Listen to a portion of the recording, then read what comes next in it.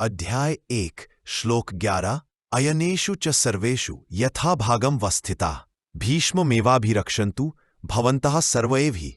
इसका अर्थ है, दुर्योधन अपनी सेना के सेनापतियों को आदेश देता है, तुम सब अपने अपने स्थानों पर ठीक प्रकार से स्थित होकर चारों ओर से भीष्म की रक्षा करो। श्लोक में दुर्योधन, जो भौतिक इच्छा का प्रतीक है, अपनी सेना को भीष्म अर्थात अहंकार की रक्षा करने का आदेश देता है। जीवन के इस युद्ध क्षेत्र में हर आत्मा अपनी ही एक सेना लेकर चलती है, इच्छाओं, आसक्तियों, आदतों और इंद्रिय प्रवृत्तियों की सेना। जब भीतर पांडवों की तरह विवेक की दिव्य शक्तियां जागृत होती हैं, तो ये भौतिक शक्तियां स्वयं को खतरे में महसूस करती हैं।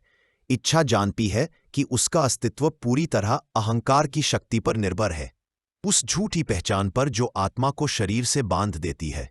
इसलिए दुर्योधन पुकारता है, सब मिलकर भीष्म की रक्षा करो, अर्थात सभी इंद्रिय आकर्षण, सभी स्मृतियां, सभी आदतें एकजुट होकर उस अहंकार की रक्षा करें जो यह भ्रम पैदा करता है कि मैं ये शरीर हूं। भीष्म, जो दोनों कुलों के पितामह है, उस गहरे मैंपन का प्रतीक है जो अच्छे और बुरे दोनों कर्मों को अस्तित्व देता है।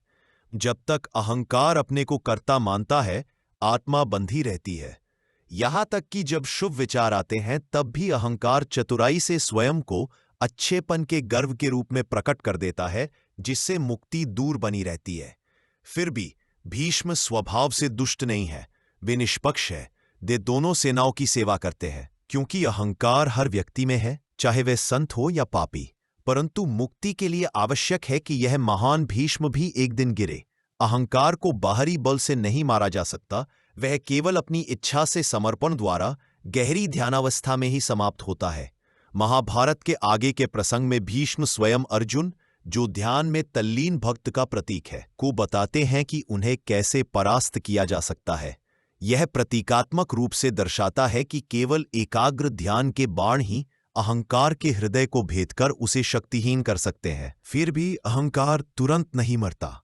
भीष्म अपने बाणों की शैया पर तब तक पड़े रहने का संकल्प लेते हैं जब तक सूर्य उत्तरायण न हो जाए, जिसका आध्यात्मिक अर्थ है कि आत्मा को तब तक प्रतीक्षा करनी पड़ती है जब तक भीतर का सूर्य, दिव्य चेतना का प्रकाश सहस्रार सर्वोच्च चक्र तक न पहुंच जाए और आत्मा परमात्मा में एकाकार न हो जाए।